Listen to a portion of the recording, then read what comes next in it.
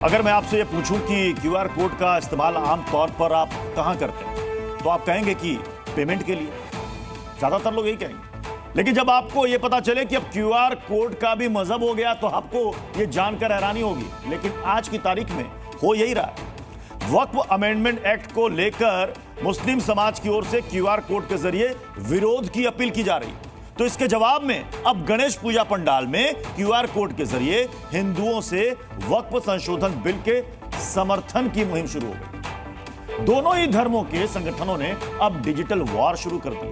लेकिन सवाल यह है कि क्या इस क्यूआर कोड के जरिए नई मजहबी जंग तो नहीं शुरू हो गई। सवाल यह भी कि क्या वक्फ के नाम पर लोगों को गुमराह करने की कोशिश की जा रही है। आज इसी मुद्दे पर करेंगे टू द पॉइंट बड़ी बहस। लेकिन शुरुआत इस रिपोर्ट से। संसद में वक्फ संशोधन बिल क्या पेश हुआ।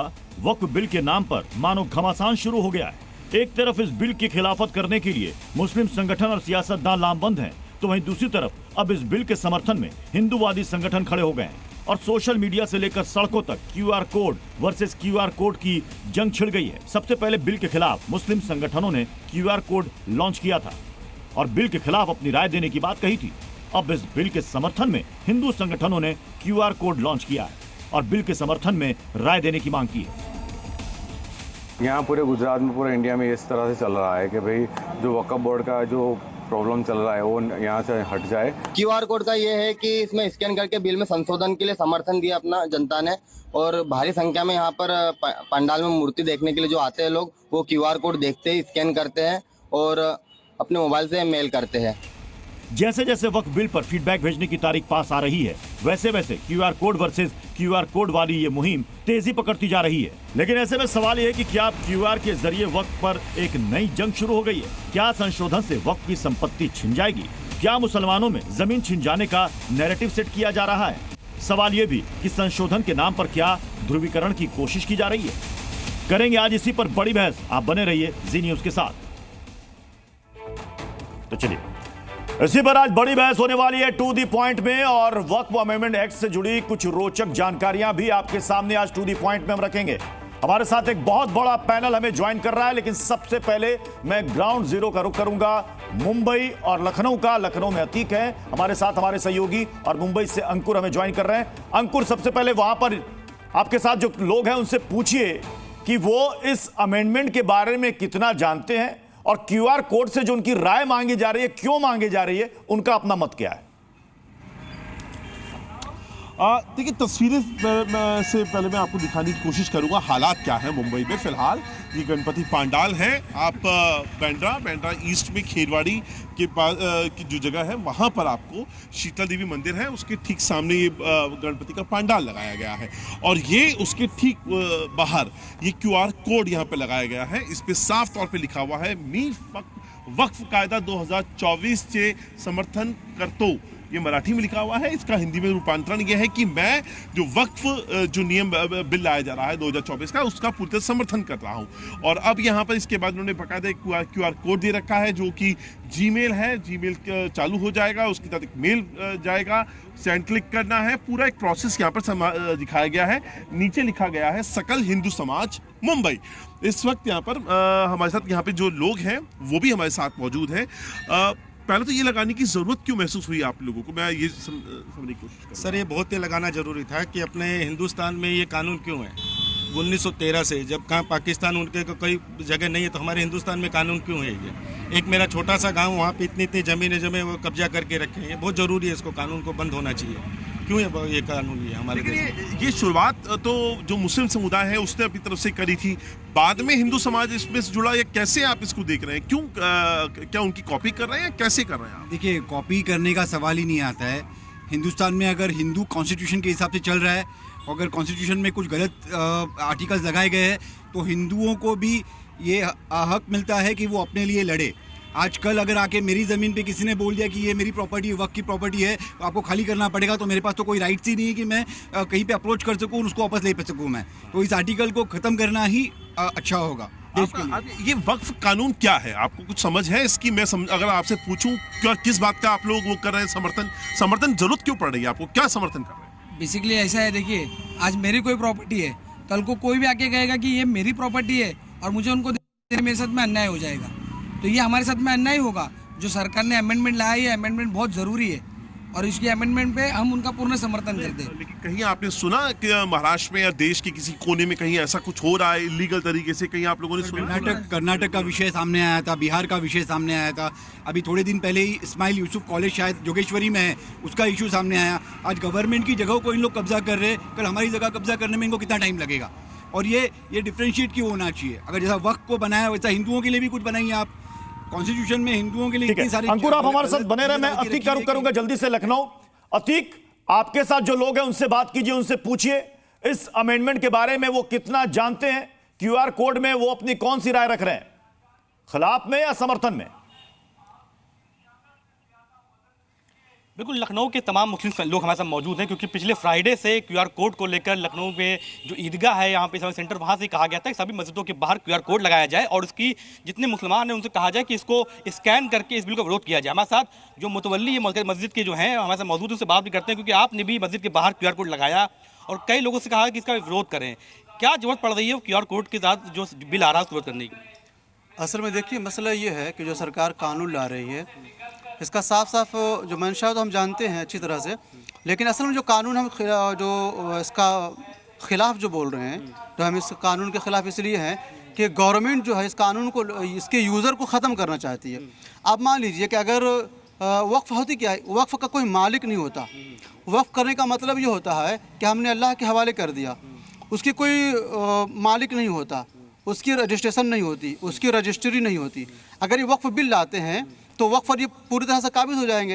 अच्छा, जब कोई यूज़र को ख़त्म कर देंगे, एक कमेटी होती है बनाने के लिए, चलाने के लिए, और वही यूज़र होते हैं, भाई वही इस्तेमाल करते हैं, लाते हैं। अगर ये यूज़र ख़त्म हो जाएंगे तो फिर गवर्नमेंट कहेगी हमसे कि इसका कोई यूज़र तो है ही नहीं, अब इस पर हम कब्जा होंगे। वो डीएम के हैंड ओवर कर दिया जाएगा।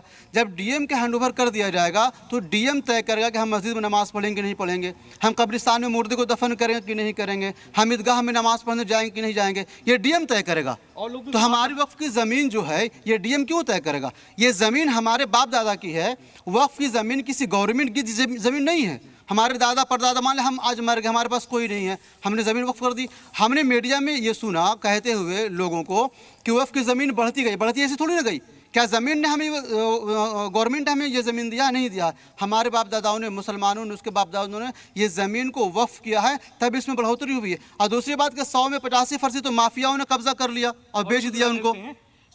ये कहा जा रहा है कि डीएम की अध्यक्षता में ये जो पूरे कानून चला जाएगा। और दूसरा चीज ये सामने आ रही कि जो हिंदू संगठन के ऐसे लोग हैं जो बिल वक्फ का समर्थन करने क्यूआर कोड का इस्तेमाल कर रहे हैं, ऐसी क्या जरूरत पड़ रही है आप लोग की? आप लोग भी लगातार विरोध कर रहे हैं क्यूआर कोड के जरिए से। ये तो ठीक है, अगर हिंदू संगठन विरोध कर रहा है तो वो अपना करे।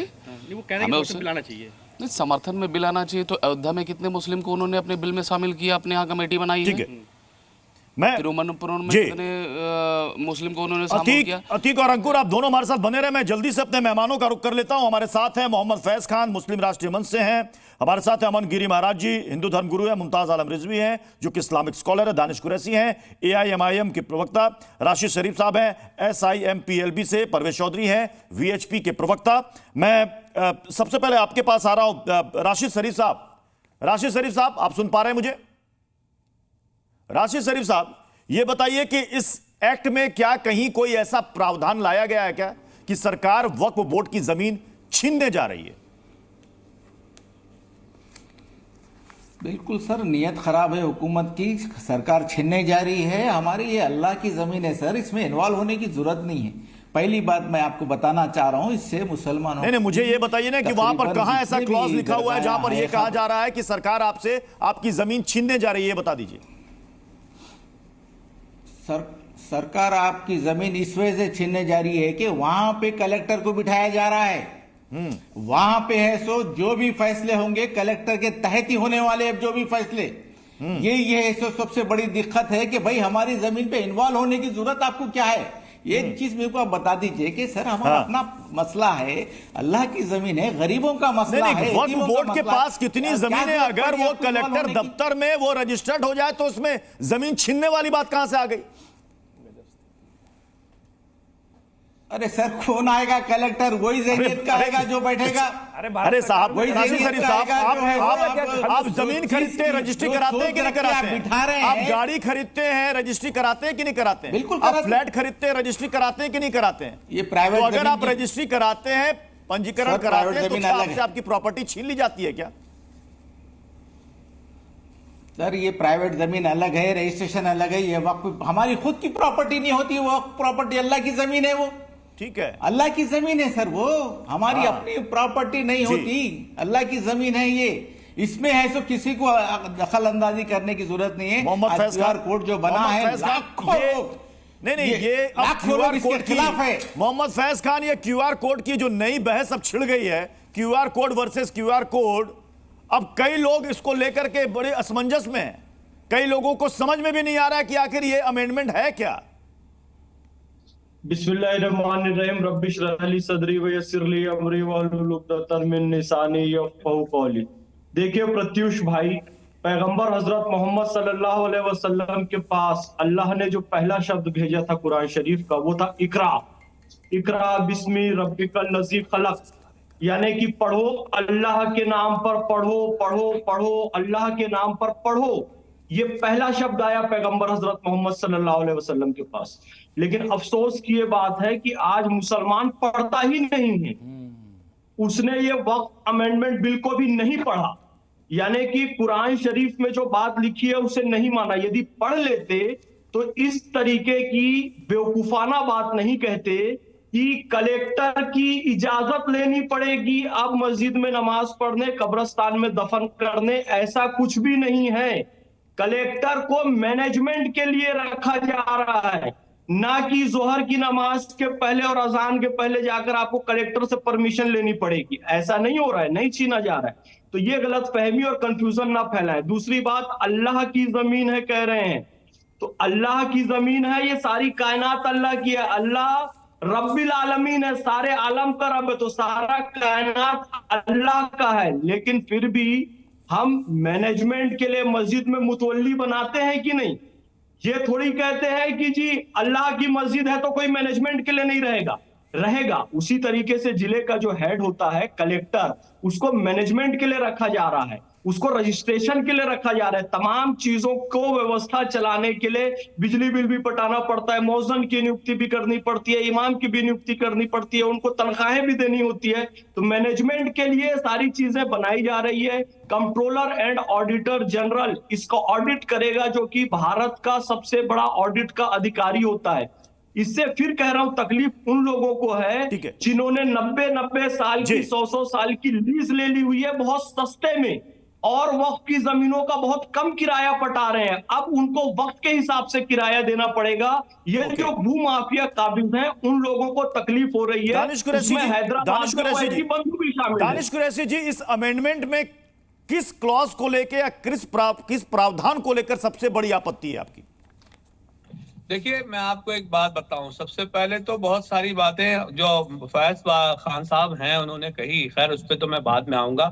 सबसे पहले तो वक्फ अमेंडमेंट एक्ट जो है, मैं बहुत जिम्मेदारी से कह रहा हूं और ध्यान से सुनिएगा, इस देश में मुसलमानों का इस्लामिज्म को खत्म करने की साजिश है। क्यों? क्योंकि सेक्शन 3 जो है उसका वो ये एस्टैब्लिश करता है, देखिए इंटरप्ट मत करिए फैज साहब, इंटरप्ट मत करिए। सेक्शन 3 एस्टैब्लिश करता है कि भाई मुसलमान जो है वो 5 साल से कम का नया मुसलमान होगा, वो डोनेट नहीं करेगा। ये डिसाइड कौन करेगा? कलेक्टर करेगा, प्रेसिडेंट करेंगे, या प्रधानमंत्री करेंगे, या कौन करेगा? कल के दिन में तो आप ये भी कह देंगे कि मैं ही मुसलमान नहीं हूं, या मेरे माता पिता ने फॉलो नहीं किया इस्लाम इसलिए आप मुसलमान नहीं है। तो इस देश में वक्फ की मुखालिफत नहीं है, ये मुखालिफत है इस्लामिज्म को खत्म करने की, जो किसी सूरत हाल में बर्दाश्त नहीं किया जाएगा। एक नंबर की बात। दूसरे नंबर की बात, आपने ये कहा कि सारी दुनिया जो है वो अल्लाह की है। बेशक सारी दुनिया अल्लाह की है, इसमें कोई दो राय नहीं है। चाहे वो भारत का हिस्सा हो, चाहे दुनिया का कोई भी हिस्सा हो, वो तमाम मालिकी तमाम हुक्म का मालिक खुदा है। लेकिन हमारे बुजुर्गों ने दीन इस्लाम के लिए स्पेसिफिक से मजहब के एतबार से ये सारी चीजें हमने दी। और फैज साहब से ये पूछ लीजिए, राष्ट्रीय मुस्लिम मंच में संघ परिवार को जाके उनसे कहें कि वो भारतीय जनता पार्टी की सरकार को पूछ ले कि आजाद भारत में 1947 से लेके आज तक कितने ग्रेवयार्ड उन्होंने सरकारी कलेक्टर ने अलॉट किए, या अगर नई TP scheme town planning scheme आई है तो नगर निगम ने दिए तो नहीं मिलेंगे। जितने भी पुराने कब्रिस्तान है वो तमाम के तमाम आजादी के पहले के, एक भी नहीं मिलेगा आपको, एक भी। जबकि हर टाउन प्लानिंग स्कीम का लॉ है कि जहां ग्रेवयार्ड बनेगा वो क्रिश्चियंस के लिए भी बनेगा, मुस्लिम्स के लिए भी बनेगा, या और किसी भी मजहब के लोग हैं उनके लिए भी बनेगा। तो ये जो आपकी पॉलिसी है ये बिल्कुल सिरे से खारिज है। तीसरे नंबर की बात कि कलेक्टर की जहां तक बात है तो आप मुझे ये बता दीजिए कि हमने जो मजहब के लिए दी है वो प्रॉपर्टी आपको क्यों हैंड ओवर कर दे? ठीक है, अगर कोई जो बातें यहां निकल कर सामने आ रही है कि अल्लाह की जमीन है जो वक्फ में दी गई है, उसका इस्तेमाल वक्फ बोर्ड करेगा और इसमें सरकार दखल अंदाजी ना करे, यह सबसे बड़ी आपत्ति है। लेकिन अब यह रोचक जानकारी क्या है यह देख लीजिए। वक्फ की संपत्ति स्क्वायर किलोमीटर में 3804 है। अब आपके सामने ये देखिए, अलग अलग ये देश हैं, कोई राज्य नहीं है, कोई सिटी या जिला नहीं है। समोआ 2830 स्क्वायर किलोमीटर, फिर भी वक्फ की संपत्ति जिसके पास इतने 3804 स्क्वायर किलोमीटर जमीन है उससे काफी कम है। मॉरिशस, नाम काफी सुनते होंगे, लोग घूमने जानते हैं, 2007 स्क्वायर किलोमीटर।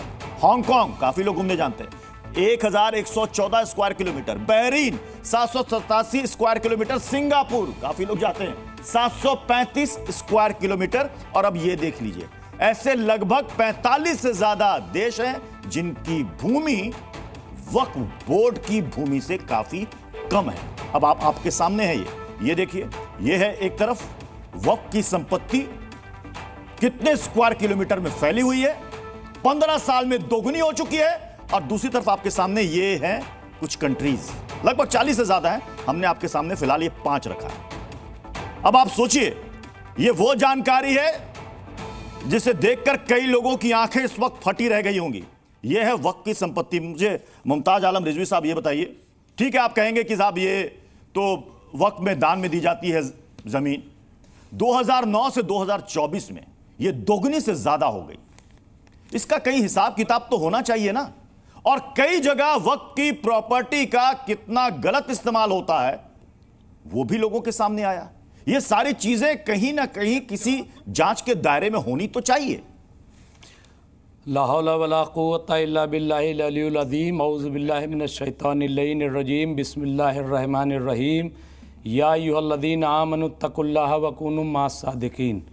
चूँकि मैंने ये बात इसलिए कही और ये खुतबा पढ़ा कि फ़ैज़ साहब समझ रहे हैं कि खुतबा पढ़ने वाला ही जो है वो पढ़ा लिखा होता है, और जो शुरू में खुतबा न पढ़े तो पढ़ा लिखा नहीं होता। तो मैं उनको ये बताना चाहता था। खैर, मैं बहुत लंबा और खुतबा पढ़ सकता हूँ और बड़ी आयतें पढ़ सकता हूँ, लेकिन चूँकि इसकी यहाँ ज़रूरत नहीं है, और उनसे मैं ज़रूर ये कहना चाहता हूँ कि वो ये समझ लें कि सच बोलना बहुत ज़रूरी है। सच बोलना बहुत ज़रूरी है, इसलिए फैज़ साहब को चाहिए कि सच बोलें। मैं सबसे पहले जो आप बार बार प्रत्युष जी कह रहे थे ना कि बताइए कि आखिर फ़र्क क्या है, कौन सा उसमें क्या नया आ गया है, मैं आपको बता रहा हूँ। आप देखिए कि वक्फ एक्ट 1995 व माननीय सुप्रीम कोर्ट के आदेशानुसार वंस ए वक्फ ऑलवेज वक्फ ये रहेगा। अब यहाँ जो दूसरा 24 में जो आया है वक्फ बोर्ड, इसके अस्तित्व को कौन छीन रहा है? नहीं, मैं बता रहा हूं ना। क्या सरकार ने कहा कि वक्फ बोर्ड को हम अस्तित्व क्या, हाथ पैर काट लीजिए, हाथ पैर प्रत्युष जी काट लीजिए और कहिए कि साहब आपकी जान कौन ले रहा है। तो भाई ऐसे हाथ पैर कटे आदमी का क्या होगा? आपने तो सब काट लिए। मैं वही तो बता रहा हूं। अगर हमें 2 मिनट का आप टाइम दे दे तो मैं फर्क एक बार आपको यहाँ क्लियर कर दूं। और इसमें जो है, सुन लीजिए, जो 2-3 बड़ी आपत्ति अगर नहीं होगी तो मुझे बोल दीजिए। इसके अलावा क्या ट्रिब्यूनल के फैसले को 90 दिनों के भीतर हाईकोर्ट में चैलेंज करना वक्फ की संपत्ति और जमीन को छीनना है? क्या कलेक्टर के दफ्तर में पंजीकरण कराना क्या वक्फ की संपत्ति को छीनना है? देखिए, क्या वक्फ बोर्ड के अंदर महिलाओं की भागीदारी सुनिश्चित करना क्या वक्फ बोर्ड की जमीन को छीनना है? मुझे ये बता दीजिए। ऐसे बात नहीं होती, हवा बात नहीं होती है। आप कह रहे हैं कि जमीन छीनी जा रही है। आपको जमीन पता ही छीनी नहीं जा रही है। आपको ये पता विदेश ही में नहीं, बैठ के भगोड़ा सेंट्रल जाकिर काउंसिल, नायक एक कह रहा है मिनट। 50 लाख अरे रुपए मानो एक हो प्रत्युष जी, जाओ, सुन लीजिए। तुमसे तुम्हारी जमीन छीनी जा रही है। ये प्रत्युष इस्लाम पर जी, अटैक है। प्रत्युष भाई साहब जी, मुझे एक सुन बात लीजिए। बताइएगा आप, सुन एक सेकंड लीजिए। मुझे बताइएगा, सुन लीजिए। 1995 और 2013 में जब आपको इसी वक्फ बोर्ड को असीमित शक्तियां दी कोई जा रही असीमित थी, नहीं है। असीमित शक्तियां दी जा रही थी, तब ये हुआ था क्या? ये रेफरेंडम, 125, ये रायशुमारी हुई थी क्या? पीयूष जी, मैं इनको 123 एक मिनट मुझे बोलने दीजिए मेरी। अरे तो मुझे कहां बोलने दिया अरे गया? आपने बोल लिया ना बहुत, आपने बोला ही नहीं, जो आते जब सब बोल चुके। नहीं बोला ही नहीं मैं। समस्या क्या है? और ये अच्छी बात नहीं है यहाँ इस डिबेट के अंदर भारत सरकार का, भारत का मैं कह रहा हूं कि सबसे पहले ये भारत का अपमान हुआ है। काउंसिल, यहाँ बैठे हुए लोगों ने भारत सरकार का, चुनी हुई सरकार का, भारत देश का अपमान किया, भारत के संविधान का अपमान किया है। सबसे पहले इस डिबेट में आगे चलने से पहले इस बात को समझना चाहिए। यहाँ ये कह रहे हैं ये जमीन वक्त की जो वक्फी जमीन जो है वो भारत की नहीं है, इस देश की कण कण की भूमि भारत सरकार बिल्कुल भारत के, हम भी भारत के, भारत सरकार तो की परेशान हो। ये जो कह रहे हैं की जमीन भी भारत की है, हम भी भारत के, विश्वास नहीं करते। नहीं विश्वास है, भारत सरकार का विश्वास है, सीधा सीधा विश्वास है, इसीलिए तो लड़ रहे हैं। अगर विश्वास होता तो लड़ते क्यों? विश्वास होता तो लड़ते क्यों? लोग आप बात क्यों करते? हमें विश्वास है, लेकिन आपको विश्वास नहीं, आपको भारत सरकार पे विश्वास नहीं है, आपको मुसलमानों पे विश्वास नहीं है, आपको किसी पे विश्वास नहीं है, आप तो बात ही नहीं सुनना चाहते, आप बात ही नहीं सुनना चाहते। नहीं, हमें व्यवस्था पर है, हमें व्यवस्था पर विश्वास है, तभी तो हम क्यूआर कोड का इस्तेमाल कर रहे हैं, तभी तो हम जो है जेपीसी में अपनी राय रख रहे हैं, तभी तो हम संविधान की बात कर रहे हैं। हम संविधान की बात क्यों कर रहे हैं? आप देखिए ना प्रत्युष जी, हम संविधान की बात कर रहे हैं। आप देखिए, मैं आपको एक पॉइंट बताना चाहता हूं, एक चीज क्लियर करना चाहता हूं। चुनी हुई सरकार पर, नहीं चुनी हुई सरकार क्या, चुनी हुई सरकार क्या गुंडागर्दी करेगी? चुनी हुई सरकार क्या 25 करोड़ मुसलमानों को पैदल कर देगी? चुनी हुई सरकार क्या दही जमा ली जाए, बोला न जाए? नहीं, बिल्कुल बोलेंगे। हम चुनी हुई सरकार पे ही बोलेंगे, बात करेंगे। हम अदालत भी, दूसरे मेहमानों का रुख कर रहा हूं, हमारे साथ परवेश चौधरी भी हैं और अमन गिरी महाराज भी हैं। और कोई परवेश चौधरी जी, परवेश जी आप भी नहीं रोक सकते, नहीं रोक सकते आप, नहीं रोक सकते। मैं परवेश चौधरी जी, मैं आपके पास आ रहा हूं, लेकिन उससे पहले इसी को लेकर एक नया विवाद खड़ा हो गया है। खबर बिहार से है, पटना से है, जहां पर फतुहा के पास एक गांव है और वहां पर वक्फ बोर्ड ने एक नोटिस चस्पा कर दिया है और वक्फ बोर्ड कह रहा है कि साहब ये जमीन हमारी है, आपको इस जमीन को खाली करना पड़ेगा, 30 दिन के भीतर इसको खाली कर दीजिए। अब वहां पर 95% आबादी जो है वो हिंदुओं की है। ये कह रहे हैं कि बाप दादा के जमाने से पीढ़ी दर पीढ़ी हम यहां पर रहते आ रहे हैं। अब बताइए, इस पे दावा कर दिया गया है कि वक्फ बोर्ड कह रहा है कि भाई जमीन खाली कर दो, हम कहां जाएंगे? जमीन, ये सड़क जो देख रहे हैं, दोनों तरफ मकान बनी हुई है, ये सब को एक व्यक्ति अपनी इच्छा से पूरे इस इलाके को वक्फ का घोषित कर दिया संपत्ति। कभी किसी को नोटिस नहीं हुआ, बेचारों को पता भी किसी को नहीं है। अब अचानक एक दिन बोर्ड लगा दिया जाता है कि यह संपत्ति वक्फ की है और सारे लोग अपना अपना मकान खाली करो। खतियानी में इनके परिवार का नाम है, 90% हिंदू है, 10% मुस्लिम है। मुसलमानों को भी नहीं पता है कि उनके दादाजी ने कब यह जमीन वक्फ की थी। परवेश चौधरी जी,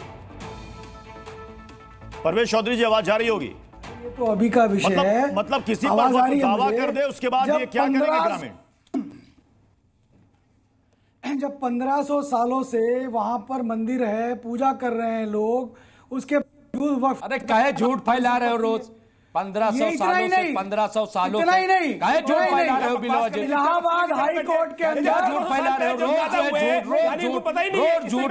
पूरे देश को आप लोग जो है इस तरीके से वर्गला रहे हैं, इस तरह से बहका रहे हैं और भड़का रहे हैं।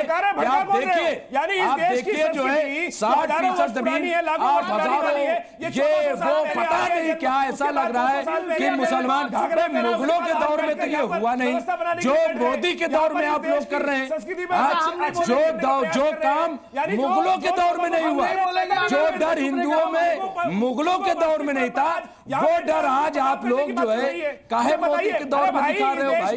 काहे हिंदुओं को परेशान कर रहे हो?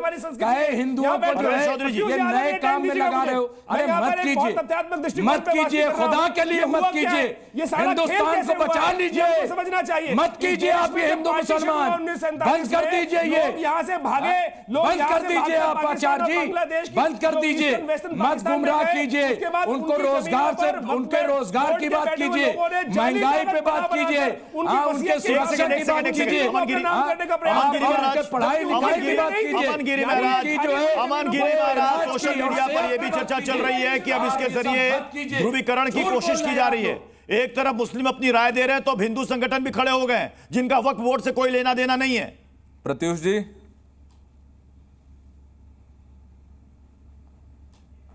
अमन गिरी जी। प्रत्युष जी, मैं यहां पर हमारे जितने भी मुस्लिम स्कॉलर हैं उनसे एक बात कहना चाहूंगा कि आप पढ़े लिखे गवारों की तरह बात मत कीजिए। आज के समय में क्या अमेंडमेंट नहीं होनी चाहिए? घूसखोरी का सब में बड़ा तंत्र वक्फ में मचा हुआ है, और वक्फ की जमीन अगर अच्छे से उपयोग होती तो आज के समय में कई लोगों का भला होता।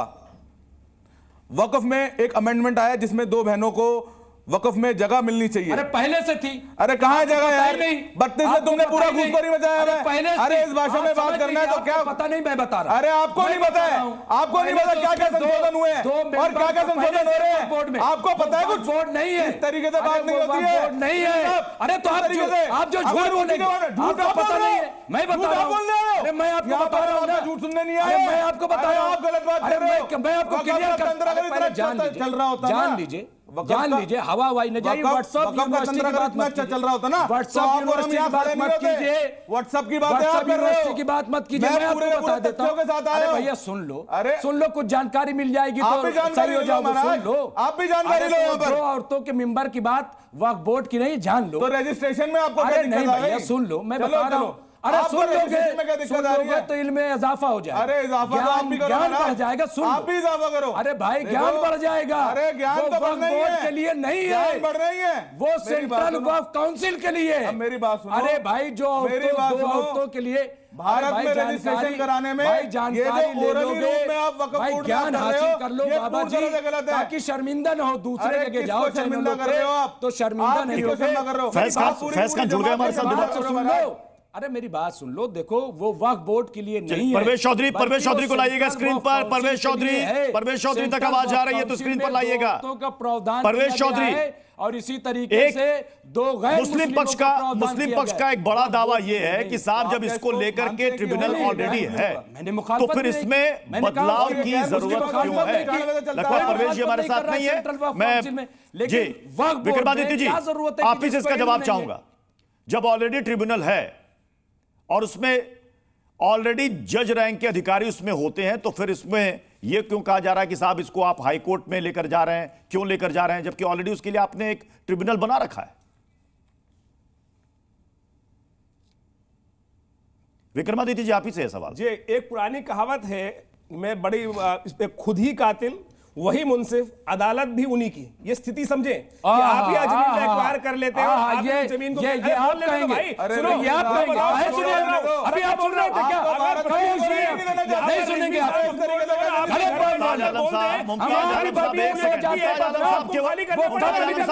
चर्चा नहीं होता। मेरा सवाल आचार्य से था। आपके प्रधानमंत्री, आप लोगों के मुख्यमंत्री, आपकी सुप्रीम कोर्ट, ये सुन लीजिए अगर आपको लग रहा है ट्रिब्यूनल हमारा हो गया, हमारा कैसे हो गया? हुकूमत और संविधान कैसे नहीं? काहे झूठ बोल रहे हो? अरे झूठ मत बोलो। यहाँ जो वक्फ का ट्रिब्यूनल है वो पाकिस्तान का बनाया हुआ नहीं है, हमारा अफगानिस्तान का बनाया हुआ नहीं है, परवेश चौधरी तक आवाज जा रही होगी तो स्क्रीन पर लाइएगा बनाया हुआ है। परवेश चौधरी जी जब ऑलरेडी ट्रिब्यूनल है तो फिर पक्ष का ये कहना है कि आप फिर क्यों इसको ये कह रहे हैं कि आप इसको जाकर के हाईकोर्ट पे चैलेंज कर सकते हैं? कह रहे ऑलरेडी प्रावधान है ट्रिब्यूनल में, कोई जाकर के शिकायत कर सकता है अगर उसके पास दस्तावेज है तो। परवेश जी आवाज जा रही तो जवाब दीजिए। प्रत्युष मैं जवाब दूं। अच्छा हाँ, नहीं कोर्ट में जो है वो उसमें साफ साफ प्रावधान है ये 40 के तहत भी कि वक्फ बोर्ड की जो संपत्ति पर अगर उसने क्लेम कर लिया तो उस क्लेम के बाद दोबारा जिसकी जमीन को क्लेम किया हुआ है वो कहीं पर जाएगा तो वो केवल वक्फ बोर्ड में जाएगा। वक्फ बोर्ड के बाद फिर वक्फ का एक ट्रिब्यूनल है, उस ट्रिब्यूनल में जाएगा।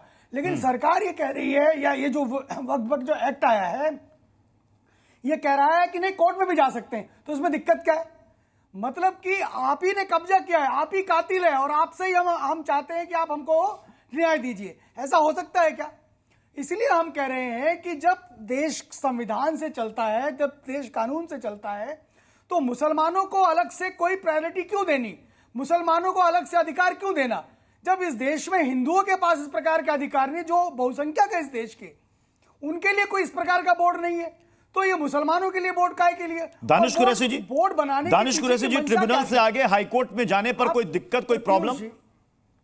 सुनिए, देखिए मैं आपको एक बात कहूं, दो चीजें निकल के आई प्रत्युष जी। अभी पैनल में बहुत अच्छी बातें कर रहे थे विक्रमादित्य जी। वो ये कह रहे थे कि सरकार की मुखालिफत कर रहे हैं और भारत की मुखालिफत कर रहे हैं, कलेक्टर की मुखालिफत कर रहे हैं। जैसे ही आपने पूछा कि भाई जुडिशियल सिस्टम के मातहत ही ट्राइब्यूनल का जज भी अपॉइंट किया जाता है, तो वो उसके विरोधी हो गए। तो ये जो उनकी पॉलिसी कि आपके बियॉन्ड पावर, आप विरोधी कहाँ हुए, आपको समझ में आनी चाहिए ना, समझ में नहीं आती। आप इस देश की सीधी सारी जनता को बरगलाने का प्रयास कर रहे हो। कौन ट्राइब्यूनल के खिलाफ जा रहा है? ट्राइब्यूनल में एक निष्पक्ष जांच होनी चाहिए। मुझे बताइए, आप ही का ट्राइब्यूनल बैठेगा, आप ही का वकील होगा, वहां पर मुसलमान ही वकील होगा, मुसलमान ही वहां पर आपका केस लड़ सकता है, और आदमी को जिसकी गर्दन काटी गई है उसको पता ही नहीं चलेगा कब गर्दन काट दी गई, किसने काटी थी, कौन से करी थी। यही वास्तविक सत्य है। और आपने तो इस चैनल पर भी झूठ बोल दिया कि दिल्ली के एडमिनिस्ट्रेशन में या किसी की म्युनिसिपल कॉर्पोरेशन ने कभी कोई कब्रिस्तान बनाया ही नहीं 1947 के बाद। मैं बता रहा हूं, मेरे आश्रम की जमीन पर जो एक्वायर की गई 1971 के अंदर, उसके बाद आज उस जमीन को मुझसे लेकर कब्रिस्तान बना दिया गया 3 एकड़ जमीन पर। 3 एकड़ दिल्ली में मेरे आश्रम के साथ कम से कम 400 करोड़ की जमीन पर कब्रिस्तान बना दिया गया। आपको मैं तथ्य दे रहा हूं। दानिश कुरैशी एक सेकंड, आचार्य विक्रमादित्य जी, हाँ दानिश कुरैशी को बोलने दी। हाँ बोले दानिश कुरैशी। देखिए हमने भाई बोलने का आप ही का अधिकार है कि झूठ बोलने का पड़ेगा। और प्रॉब्लम क्या है प्रत्युष आपका, कि वो बोलते हैं ना तब आप नहीं बोलते, हम बोलते हैं तब। मैं सबको बीच में रोक रहा हूं, मैं सबको बीच में रोक रहा हूं, मैं सबको बीच में रोक रहा हूं। एक एक करके बोलेंगे तो बात समझ में आएगी। दानिश कुरैशी जी, मैंने रिक्वेस्ट के साथ अपनी बात शुरू की और उन्होंने इंटरप्शन करना शुरू कर दिया। अब मैं ये कह रहा हूं कि उन्होंने अपनी बात रख दी, हम भी तो अपनी बात रखें। हाँ। उन्होंने बात चाहे जो भी रखी हो। अब मुझे ये बता दीजिए कि भाई मैं ये कह रहा हूं कि अभी तो आप कह रहे थे कि भाई कलेक्टर मुसलमान होगा, कि कलेक्टर हिंदू नहीं होगा, कलेक्टर होगा। तो जुडिशियल सिस्टम का आदमी जो अपॉइंट होता है जुडिशियल सिस्टम से, अरे भाई कोई भी आए कोई दिक्कत नहीं है, लेकिन ये कैसे लॉ बना दो कि केवल मुसलमान ही होगा, वक्फ बोर्ड के अंदर केवल मुसलमान ही ट्राइब्यूनल का हेड होगा? ये बताइए ये कैसे हो गया? वहां पर जो वकील बनेगा वो भी वो होगा, तहसीलदार भी आपका ही होगा। मुझे बताइए ना क्या करोगे? यानी चोर सारे मोसेरे भाई, सारे चोर मोसेरे भाई इकट्ठे होकर एक ही जगह जो कर देंगे, जिसको मर्जी कर देंगे, जिसकी जमीन पर कर देंगे। यही हुआ है आज तक। मुझे बताइए इस देश में 1947 में जो लोग अपनी जमीनें छोड़कर भाग गए, उनकी जाली कागज बनाकर, मैं कह रहा हूं सीबीआई की जांच होनी चाहिए। प्रत्युष जी, सीबीआई की जांच होनी चाहिए कि कैसे वो विल प्रॉपर्टी हो गई। मोहम्मद फैज तक अगर आवाज पहुंच रही होगी तो रहिएगा उनको स्क्रीन पर। मोहम्मद फैज एक बात बताइए, सीएए के समय में भी एक बात या नैरेटिव फैलाने की कोशिश की गई कि सीएए आएगा तो यहां के मुसलमानों की नागरिकता छीन जाएगी। किसी की नागरिकता तो छीनी नहीं।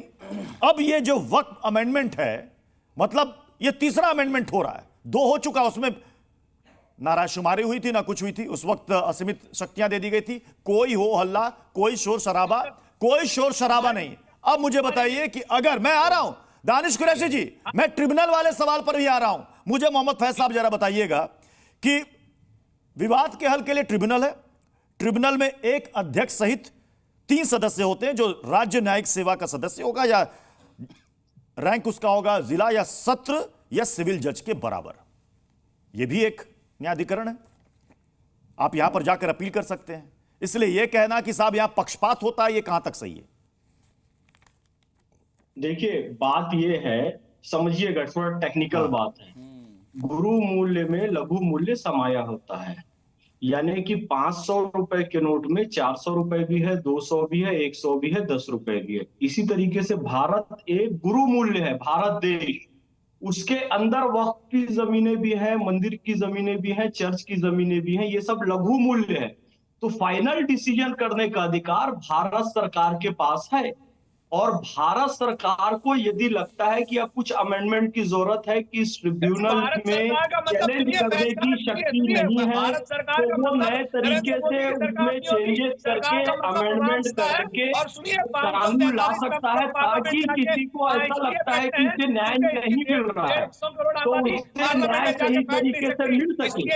और ये भारत सरकार को अधिकार भारत का संविधान देता है, ये लोग बहुत सारे कानूनों में संशोधन कर सकता है। तो लग रहा है कि यहाँ पर हाई कोर्ट को भी ये वक्फ बोर्ड की प्रॉपर्टी कह दे रहे हैं, अंबानी के घर को भी वक्फ बोर्ड की प्रॉपर्टी कह रहे हैं, 1500 साल पुराने मंदिर को भी वक्फ बोर्ड की प्रॉपर्टी कह रहे हैं, वक्फ बोर्ड की जमीनों पर जो स्कूल अस्पताल खुलने चाहिए वो नहीं खुल रहे हैं, ये लोग पर्सनल अपनी दुकानें वहां पर चला रहे हैं, अवैध कब्जा कर चुके हैं। ओवैसी की पार्टी के लोग कह रहे हैं क्योंकि आधे से ज्यादा हैदराबाद की वक्फ की प्रॉपर्टी पर इन लोगों का कब्जा है, किराया भी बड़ा नॉमिनल सा दे रहे हैं, 1000-2000 रुपए लीज पर ले चुके हैं, किसी जमाने पे बहुत छोटी सी रकम में। अब ये अमेंडमेंट राशिद शरीफ को दिखाइएगा स्क्रीन पर। राशिद शरीफ साहब विकास करना पड़ेगा। वक्फ बोर्ड के अंदर कितनी जमीनें लीज पर हैं, कितनी संपत्तियों को किराए पर दिया गया है, कई बार ऐसे कई स्टेट से मामले सामने आए, लेकिन मैं ताजा उदाहरण देता हूं संजौली का, जिसको लेकर के काफी विवाद गहराया हुआ है। मामला कोर्ट में है और वहां पर वक्फ बोर्ड के पास, राशिद शरीफ साहब सुन रहे हैं ना, वहां वक्फ बोर्ड के पास कोई जवाब नहीं है कि आपने इसकी अनुमति कैसे दे दी जी, और यहां पर ये जो बन गया इसके लिए पैसे कहां से आए, इसका जवाब वक्फ बोर्ड के पास नहीं है। और वक्फ बोर्ड भी मान रहा है कि ये गड़बड़ी हुई है। तो जो इतनी लंबी चौड़ी जमीनें हैं अलग अलग स्टेट में वक्फ बोर्ड की, क्या उन सभी जमीनों का सही उपयोग हो रहा है? मैं जवाब दूं प्रत्युष सर? अभी आप जो राशिद शरीफ, मेरा सवाल राशिद शरीफ से बात करें तो वहां की कमेटी है सो जाके ये बता दी कि भाई ये ऊपर के अगर फ्लोर्स है सो अगर आप तोड़ना चाहते हैं, अगर भाईचारा के लिए तोड़ दीजिए। इससे ज्यादा क्या सबूत देना यार मुसलमान? नीचे के हाँ, इससे ज्यादा क्या चाहना? भाईचारा बोल के हमारी मस्जिद हम नहीं ऊपर के जो परमिशन, जहां तक परमिशन है वो तो है परमिशन। अगर इलीगल कंस्ट्रक्शन अगर है, अगर इसी तरीके से कोई हिंदू संगठन, हिंदू कमेटी कोई मंदिर की इस तरीके से आके बोल दे, मैं टीवी पे चैलेंज कर रहा हूँ, कोई भी मंदिर की कोई भी कमेटी आके बोल दे कि ये इलीगल कंस्ट्रक्शन है हमारा, तो आप नहीं तोड़ सकते, भारत में है, आप तोड़ नहीं सकते सर। संगोली मस्जिद के बारे में मैं आपको बता रहा हूँ कि जाके आपकी कमेटी इलीगल है, गाँव या जमीन पर ही नहीं बल्कि अब तो जितने भी ऐतिहासिक इमारतें हैं उन पर भी दावा ठोक दिया जा रहा है। एसआई की तरफ से दलील दी जा रही है कि लगभग 100 से ज्यादा ये संरक्षित स्मारकों पर भी दावा ठोक रहे हैं, फतेहपुर सीकरी उसमें शामिल है। मैं आपके समक्ष ऐतिहासिक तथ्य उपस्थित कर रहा हूं। मेरे दादाजी अलॉटमेंट कमेटी के चेयरमैन थे 1947 में, जब देश में शत्रु एक्ट की प्रॉपर्टी के अंदर पूरे गुड़गांव डिस्ट्रिक्ट के अंदर वो अलॉटमेंट कमेटी के चेयरमैन थे। और उस वक्त जब यहां से मुसलमान गए कोई वक्त करके नहीं गया। ये बाद में 1955 के बाद जबरदस्ती जाली कागज बनाकर झूठी विल बनाकर उन सब चीजों को ला दिया गया और धीरे धीरे अब जाकर वक्त जागता है वक्त की ये जमीन हमारी थी जी, ये जमीन हमारी थी जी, जमीन हमारी थी। मैं इसीलिए कह रहा हूं मेरे दादाजी खुद वहां पे चेयरमैन रहे वक्त उसको, और मैं कह रहा हूं ये एक जांच होनी चाहिए कौन सी विल के द्वारा, कौन से कागज के द्वारा, ये सत्य सामने आ जाएगा, ये सत्य सामने आ जाएगा। ये पुलिंदा बस आज बहस के लिए समय इतना ही। बहुत बहुत शुक्रिया आप सभी का हमारे साथ टू द पॉइंट में जुड़ने के लिए। ज़ी न्यूज़।